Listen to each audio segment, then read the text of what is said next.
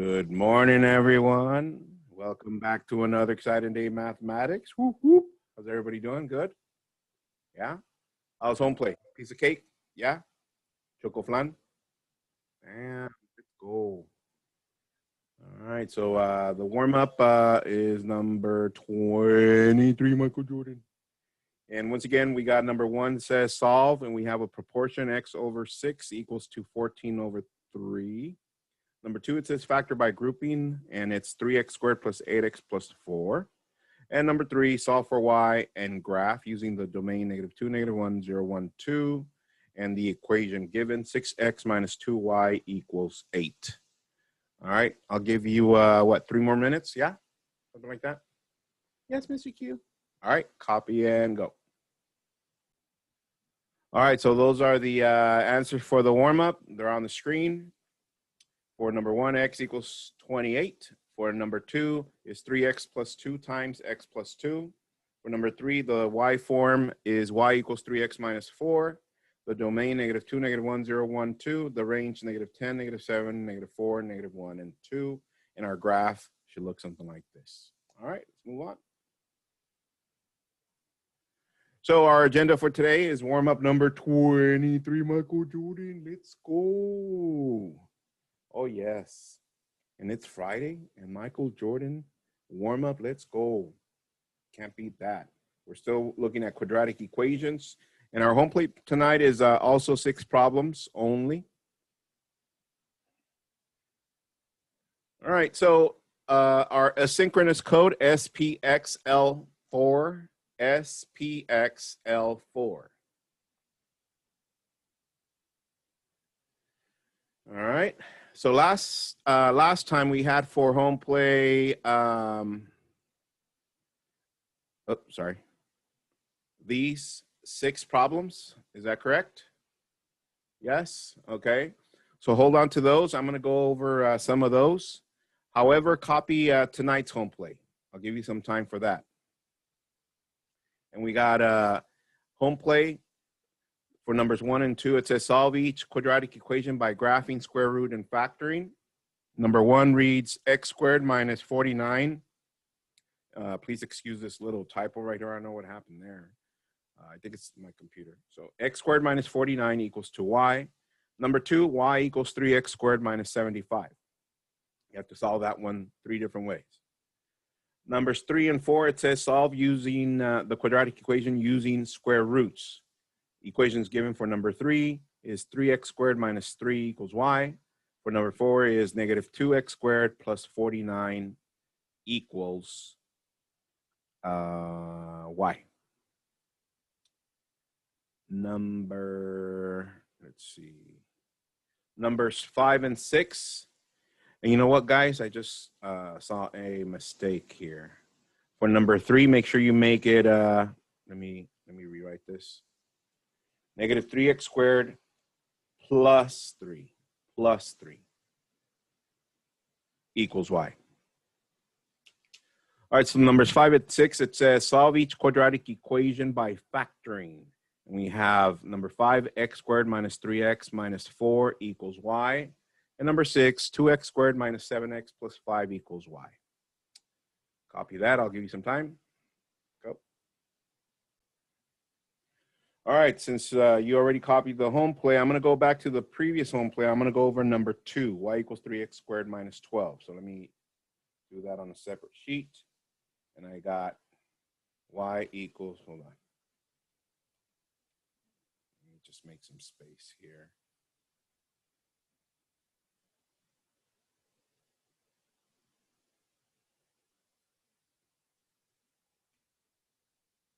So I'm going to solve this one 3 different ways. I'm going to start over here. I'm going to write it a little bit smaller so it can fit all 3 of them. Y equals 3x squared minus 12.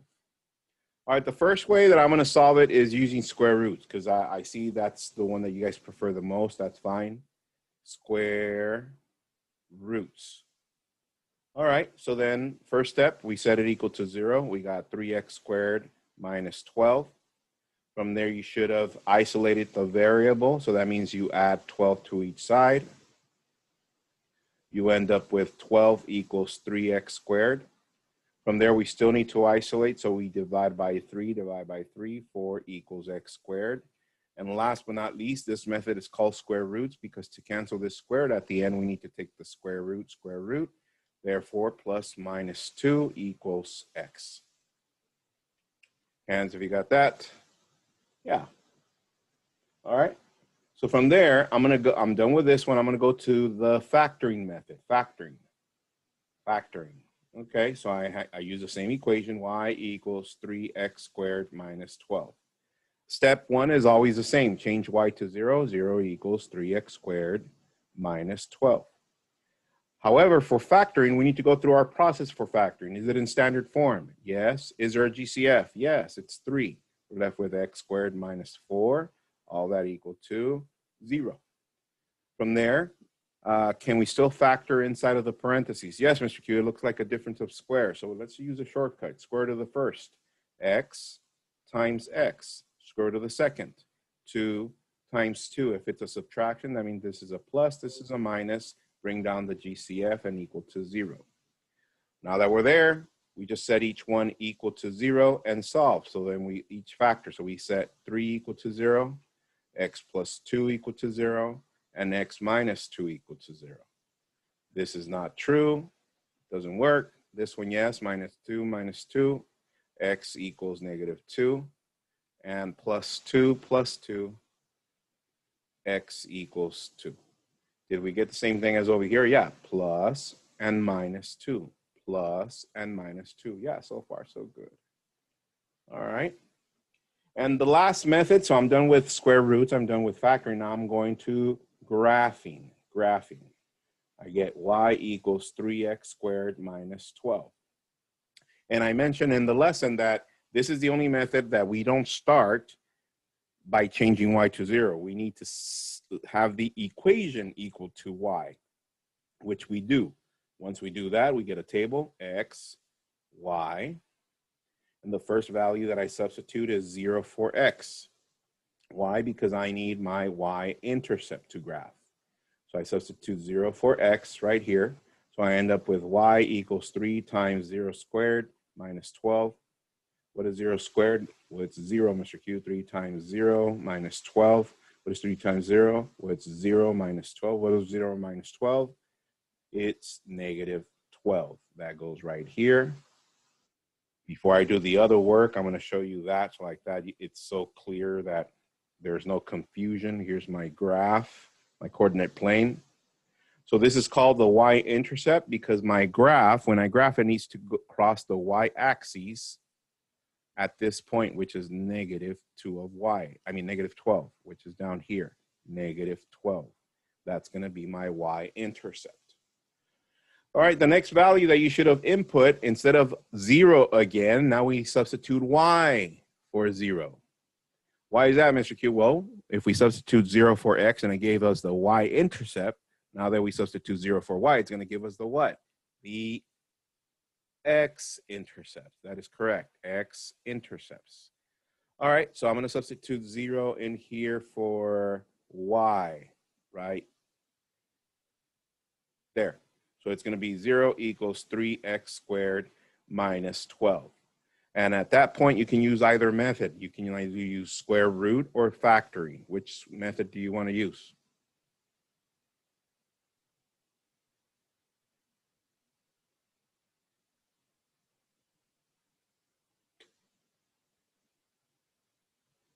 Square root. Oh, thank you, Brisa. Let's go. So we add 12. I add 12. And then we get 12 equals 3x squared. From there, we divide by 3, divide by 3. We end up with 4 equals x squared. And at the end, we take the square root. We end up with plus minus 2 equals x. So one of the x-intercept is positive 2.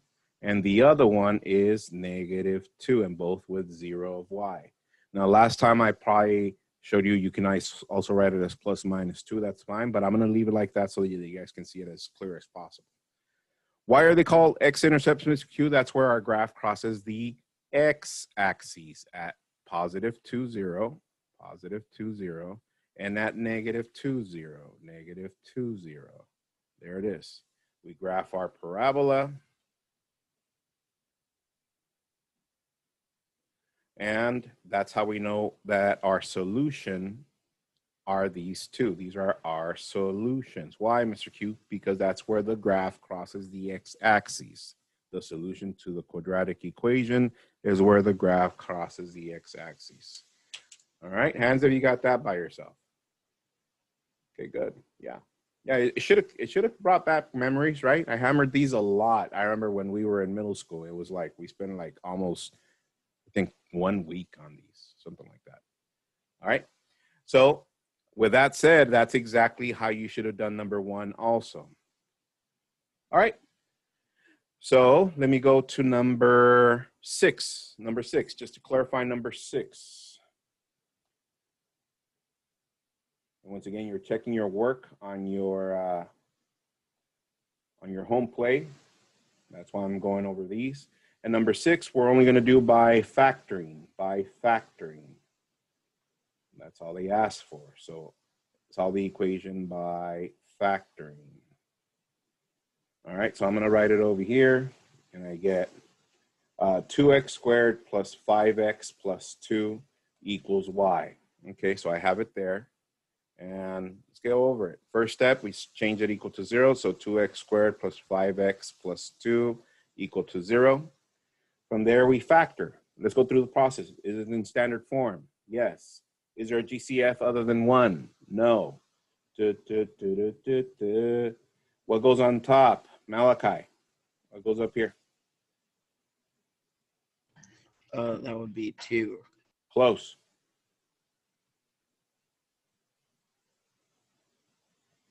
John?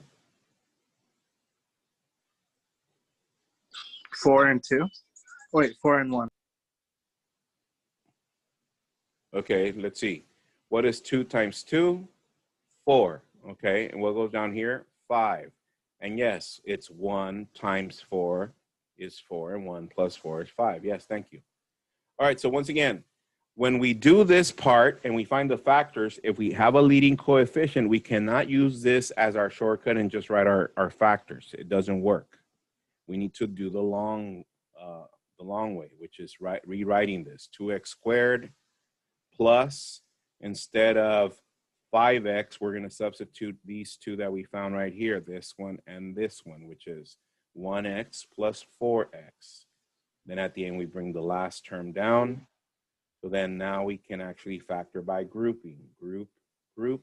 GCF here is x. We're left with 2x plus 1. Plus GCF here is 2, and we're left with 2x plus 1. So my factors are 2x plus 1. And what's left? X plus 2, and all that equal to, what was it equal to? 0. And then from there, we just set each one equal to 0. So 2x plus 1 equal to 0, and x plus 2 equal to 0. Solve. Minus 1 minus 1. 2x equals negative 1. Divide by 2. X equals negative 1/2 or 0.5. This one, minus 2 minus 2. X equals negative 2. Hands, if you got that by yourself. Okay, good. Yeah. All right. So I just wanted to clarify on those. The rest should be a piece of cake. And once again, your Homeplay, it's almost spot on the same as the one from previous night. And we already had tutoring the other day, so I don't think it should be an issue. What I do want to get to is get us to the next section. Well, one problem that I didn't get to on the previous lesson, but it's fairly straightforward, and I just wanted to show you that in a little bit. So let's get started. I can solve and graph quadratic equations. What are quadratic equations in your Freire model? Fill that in with definition, one example, one non-example, and one hashtag. I'll give you 1 minute. Ready? Go. All right, so you can finish that on your own. So last time, I think the last one that we did was this one. Example 3, solve by graphing x squared minus 9 equals y. Is that correct? All right. So, and I think I just elaborated on one last one, but I want us to copy the last one and do it together. Here we go. Example 3Q, copy this one. Solve by graphing. X squared equals 25. X squared equals 25. Solve by graphing. All right, so what is so important about solving by graphing? What is the very imperative first step? That it needs to be equal to y, or it needs to be solved for y. Is that correct? But it's not. What do we have instead of y? We have a 25 there. So what shall I do? Let's see. Help me out, Zach. We subtract 25 by each side. Let's go. Okay, so subtract 25 to each side. We end up with x squared minus 25 equal to 0. From there, Elizabeth, what do I do? Square root x squared and negative 25. Close. We're actually graphing on this one. So, Oh, the table. okay, so before the table, it needs to be equal to y. Is that correct? So we change the 0 to y. So we have x squared minus 25, and now we have our table. All right, so I'm going to use red for the x value for my domain. There it is. Why? Because that's my y-intercept. Substitute 0 in here for x, so we end up with 0 squared minus 25 equals y. 0 minus 25 equals y, so negative 25 equals y. That goes right here, negative 25. Now on my coordinate plane, it's not going to fit. I'm pretty sure in yours, just do something like this, dot, dot, dot, and then just place your y-intercept and label it negative 25, somewhere down there. Or you can scale it by 5s, it's up to you. Next value, instead of x, I'm going to substitute y for 0. Why? Because now we need our x-intercept. So this one goes in here instead of y. So I write all of it, x squared minus 25, but instead of y, it's 0. And now we do the process that Elizabeth started us with. We can either do, what method do you want to use, Elizabeth? Factoring or square roots?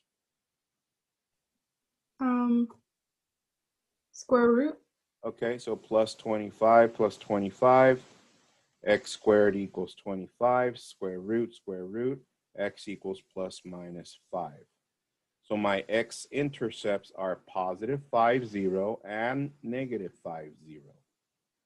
So positive 5, negative 5, and we graph our parabola.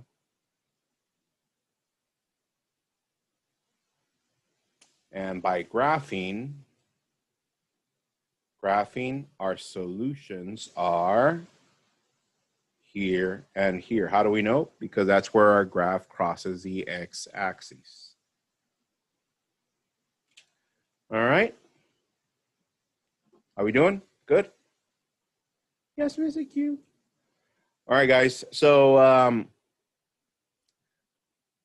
give me a second. I think that was it. That was the last example that we were missing. So on your asynchronous code, I didn't include all the other examples in between. I did include everything that we did today on this that's gonna be in the video. So make sure when you go to your asynchronous and you take pictures of your notes, submit on all those and just send me your stuff. Now, I did include, look up really quick. I did include, okay, a slide with the toolbar down here so you can submit your warm up. Okay. I also included a toolbar for this slide with the previous home play. So make sure you give me a picture or pictures of your home play here. You don't turn it into Canvas.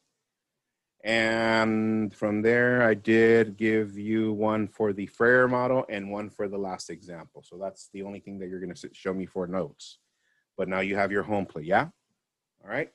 All right, guys. So that's about it. I'm gonna let you guys go a little early, so like that you can get started with your home play and you can finish within this time that you're gonna have. So like that you don't have any home play to do in the afternoon. Let's go.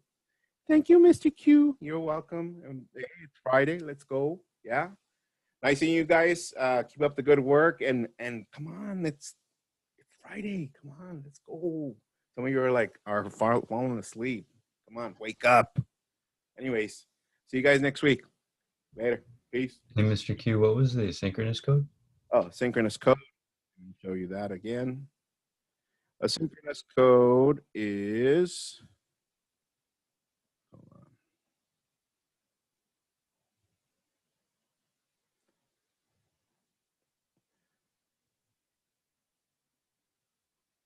SPXL4. SPXL4. All right. Thank you very much. You're welcome. Have a good weekend. You too. Bye. Bye, Mr. Q. Bye.